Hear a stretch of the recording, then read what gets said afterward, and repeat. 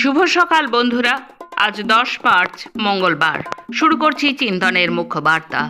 আজকের মুখ্য বার্তার বিশেষ বিশেষ বিভাগগুলি: আন্তর্জাতিক সংবাদ, দেশের সংবাদ, রাজ্যের সংবাদ এবং খেলার সংবাদ। আন্তর্জাতিক সংবাদ। আমেরিকা, ইসরায়েল, ইরান যুদ্ধ প্রেক্ষিতে চীন বলেছে, চলমান মার্কিন ইসরায়েলি হামলার মধ্যে ইরানের সরকার পরিবর্তনের চেষ্টা করলে তা জনগণের সমর্থন পাবে না। চীনের পররাষ্ট্রমন্ত্রী ওয়াং ই রবিবার বেজিংয়ে এক সংবাদ সম্মেলনে বলেন, সরকার পরিবর্তনের পরিকল্পনা কোনো সমর্থন পাবে না। এই বক্তব্য আসে যুক্তরাষ্ট্র ইসরায়েলের ইরান বিরোধী সামরিক অভিযানের পরিপ্রেক্ষিতে। ওয়াং ই বলেন, চীনের প্রধান অবস্থান হল ইরান সহ সব দেশের সার্বভৌমত্বের প্রতি সম্মান দেখাতে হবে। মধ্যপ্রাচ্যে অবিলম্বে সামরিক অভিযান বন্ধ করা উচিত। সংঘাত বাড়লে তা পুরো অঞ্চলে ছড়িয়ে পড়তে পারে। ওয়াং বলেন, এই যুদ্ধ হওয়া উচিত ছিল না এবং এটি কারো জন্যই ভালো নয়। শক্তি কোনো সমাধান দেয় না। সশস্ত্র সংঘাত কেবল ঘৃণা বাড়ায় এবং নতুন সংকট তৈরি করে। মধ্যপ্রাচ্যের গুরুত্বপূর্ণ নৌপথ হরমুজ প্রণালীতে ক্ষেপণাস্ত্র হামলার পর সংযুক্ত আরব আমিরাতের পতাকাবাহী একটি তাগবোট ডুবে গেছে। এই ঘটনায় 3 জন ইন্দোনেশিয়ান নাবিক নিখোঁজ হয়েছেন। ইন্দোনেশিয়ার পররাষ্ট্র মন্ত্রণালয় জানিয়েছেন, মুসাপাহ 2 নামের তাগবোটটি শুক্রবার ডুবে যায়। এতে মোট 7 জন নাবিক ছিলেন। তাদের মধ্যে ইন্দোনেশিয়া, ভারত ও ফিলিপাইনের নাবিকরা ছিলেন। ইরান যুদ্ধের পরিপ্রেক্ষিতে জরুরি অবস্থা ঘোষণা করে কংগ্রেসের অনুমোদন ছাড়া ইসরায়েলের কাছে 27,000-এর বেশি বোমা বিক্রির তোড়জোড় শুরু করেছে মার্কিন পররাষ্ট্র দপ্তর। বর্তমান ও সাবেক 3 জন মার্কিন কর্মকর্তার সূত্রে এই তথ্য জানা গেছে। এসব বোমার বাজার মূল্য প্রায় $66 কোটি। ইরানের নেতৃত্ব নির্মূল এবং দেশটির ব্যালিস্টিক ক্ষেপণাস্ত্র ও পারমাণবিক কর্মসূচি ধ্বংস করতে গত 28 ফেব্রুয়ারি যুক্তরাষ্ট্রের সঙ্গে মিলে দেশটিতে আগ্রাসন শুরু করে ইসরায়েল। অথচ গত জুনে মার্কিন হামলায় ইরানের পারমাণবিক কর্মসূচি ধ্বংস হয়ে গেছে বলে দাবি করেছিলেন মার্কিন প্রেসিডেন্ট ডোনাল্ড ট্রাম্প। যুক্তরাষ্ট্রের নিউ ইয়র্কে মুসলিম বিরোধী বিক্ষোভ চলাকালে শহরটির মেয়র জহরান মামদানির সরকারি বাসভবনের সামনে বিস্ফোরক সদৃশ বস্তু নিক্ষেপ করা হয়েছে। এই ঘটনায় একজনকে আটক করেছে পুলিশ। শনিবার নিউ ইয়র্কে মেয়রের বাসভবন গ্রেসি ম্যানশনের সামনে এই ঘটনা ঘটে। ঘটনাস্থলে উপস্থিত সাংবাদিকদের সূত্রে আন্তর্জাতিক সংবাদ মাধ্যমগুলো জানিয়েছে, বিক্ষোভকারীদের সামনে থাকা একজন ব্যক্তি আগুন জ্বালানো 2টি বস্তু ছুঁড়ে দেন। ইরানে হামলার প্রতিবাদে লন্ডনে 5 সহস্রাধিক মানুষের বিক্ষোভ। $30 কোটি মার্কিন মিসাইল রাডার ধ্বংস করে দিল ইরান। ইরান যুদ্ধের ধাক্কায় মার্কিন শেয়ার বাজারে ধস, বাজার থেকে উধাও $1 ট্রিলিয়ন। হরমুজ প্রণালীতে শুধুমাত্র নিরপেক্ষ দেশের জাহাজই চলাচল করবে, আবার জানিয়ে দিল ইরানের ইসলামিক রেভলিউশনারি গার্ড কর্পস। গত 4 ঘন্টায় 28 বার ভূমিকম্পে কেঁপে উঠল গোটা যুক্তরাষ্ট্র। যুক্তরাষ্ট্র কি তবে পারমাণবিক কোনো অস্ত্রের পরীক্ষা করল? শঙ্কায় বিশেষজ্ঞরা। আসছি দেশের খবরে। মজদুর কিষাণ সংসদ, কেন্দ্রীয় ট্রেড ইউনিয়নগুলি এবং সংযুক্ত কিষাণ মোর্চার প্ল্যাটফর্ম কেন্দ্রীয় সরকারের কাছে দাবি জানিয়েছে, দ্রুত কর্পোরেটপন্থী মার্কিনপন্থী নীতি ত্যাগ করুন, নতুবা দীর্ঘস্থায়ী ভারতব্যাপী ঐক্যবদ্ধ সংগ্রামের মুখোমুখি হতে হবে। এই লক্ষ্যে ধারাবাহিক সংগ্রামের প্রস্তুতির অংশ হিসেবে কৃষক ও শ্রমিকেরা 23 মার্চ শহীদ ভগৎ সিং, রাজগুরু এবং সুখদেবের শহীদ দিবসকে মুক্ত বাণিজ্য চুক্তির বিরুদ্ধে সাম্রাজ্যবাদ বিরোধী দিবস হিসেবে পালন করবে।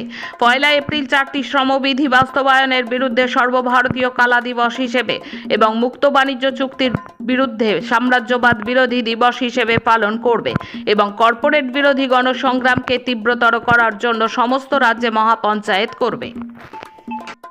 2020 সালের উত্তর পূর্ব দিল্লি দাঙ্গা ষড়যন্ত্র মামলার অভিযোগে অভিযুক্ত ছাত্র আন্দোলন কর্মী ছিলেন শারজিল ইমাম।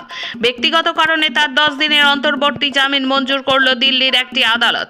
ভাইয়ের বিয়েতে অংশ নেওয়া এবং অসুস্থ মায়ের দেখাশোনা করার জন্য এই জামিন দেওয়া হয়েছে বলে আদালত সূত্রে জানা গেছে। এই সিদ্ধান্ত এমন এক সময় এলো যখন চলতি বছরের জানুয়ারি মাসে সুপ্রিম কোর্ট একই মামলায় শারজিল ইমাম এবং সহ অভিযুক্ত উমর খালিদের জামিনের আবেদন খারিজ করে দিয়েছিল। ইরান ও ইসরায়েলের লড়াই 10ম দিন পার হতেই ভারতে রান্নার গ্যাসের যোগান নিয়ে তৈরি হয়েছে তীব্র আতঙ্ক, যা মধ্যবিত্তের হেসেলকে ওলটপালট করে দিচ্ছে।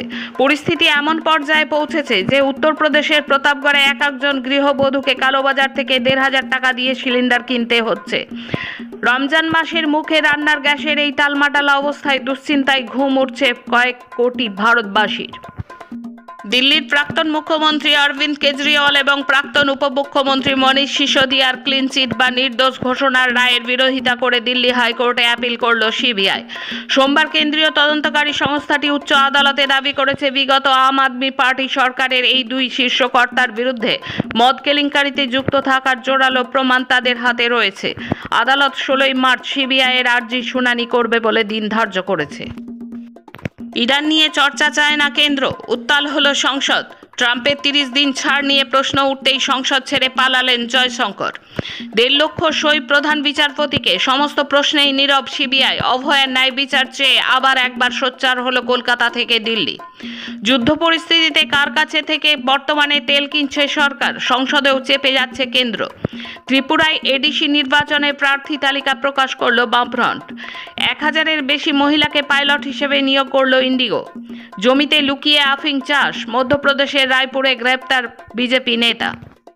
এখন রাজ্যের খবর। সুপ্রিম কোর্টে পশ্চিমবঙ্গের এশায়ার সংক্রান্ত মামলা চলছিলই। সোমবার আরও একটা আবেদন দায়ের করলেন চূড়ান্ত তালিকা থেকে বাদ যাওয়া ভোটারদের একাংশ। মঙ্গলবার শুনানিতে এই আবেদনও বিবেচনায় রাখার সিদ্ধান্ত জানাল সুপ্রিম কোর্ট। পশ্চিমবঙ্গে এশায়ার প্রক্রিয়ার ভিত্তিতে চূড়ান্ত ভোটার তালিকা প্রকাশ করা হয় গত 28 ফেব্রুয়ারি। তালিকা থেকে বাদ কয়েকজন ভোটারের আবেদন সংক্রান্ত বিষয়টি সোমবার প্রধান বিচারপতি সূর্যকান্ত এবং বিচারপতি জয়মাল্য বাগচির বেঞ্চের সামনে উপস্থাপন করেন আইনজীবী মেনকা গুরুস্বামী।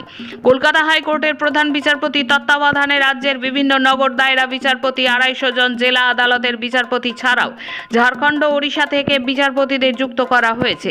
এই প্রক্রিয়ায় অসঙ্গতি, অগ্রগতি সংক্রান্ত তথ্য মঙ্গলবার বিবেচনা করতে পারে শীর্ষ আদালত।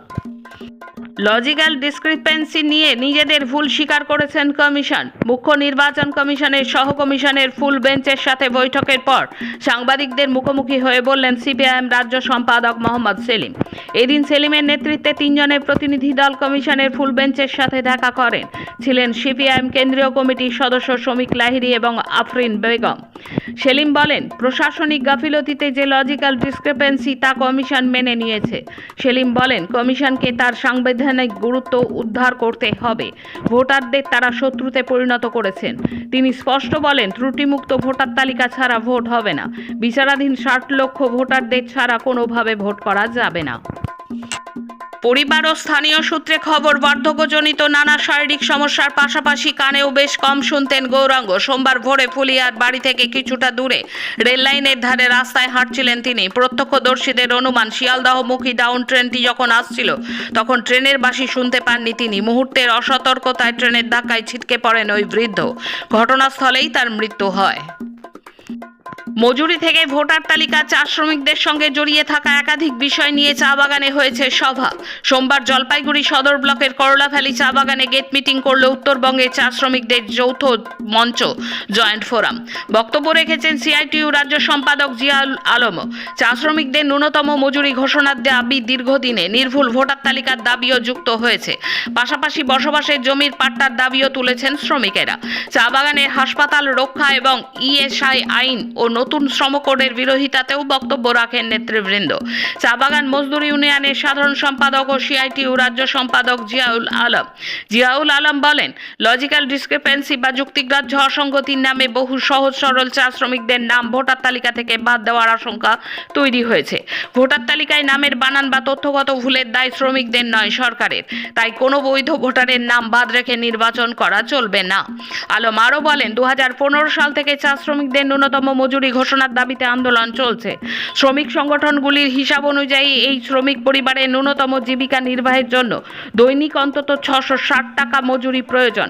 এই তথ্য সরকারকে দেওয়া হয়েছে, কিন্তু 11 বছর পেরিয়ে গেলেও তা কার্যকর হয়নি। শেষে খেলার খবর। অল ইংল্যান্ড ওপেন ব্যাডমিন্টন চ্যাম্পিয়নশিপের পর এবার সুইস ওপেন থেকে নাম প্রত্যাহার করে নিলেন ভারতের তারকা শাটলার পিভি সিন্ধু। মানসিক ও শারীরিক ধকল কাটানোর জন্যই তিনি টুর্নামেন্ট থেকে নাম প্রত্যাহারের সিদ্ধান্ত নিয়েছেন। তার এই সিদ্ধান্তে সমর্থকেরা বেশ চমকেই গিয়েছেন। আজকের মুখ্য বার্তা এই পর্যন্ত। নমস্কার।